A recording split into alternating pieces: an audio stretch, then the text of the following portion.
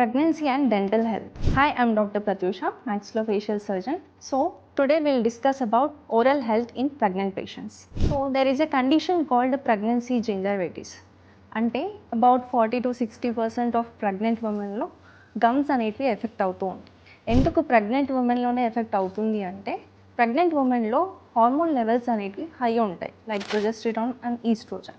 Because of these higher hormone levels inflammatory response అనేటివి ఎక్కువ ఉంటుంది. And because of the higher inflammatory conditions gum diseases అనేటివి pregnant ఉమెన్లో ఎక్కువ వచ్చే ఛాన్సెస్ ఉంటాయి.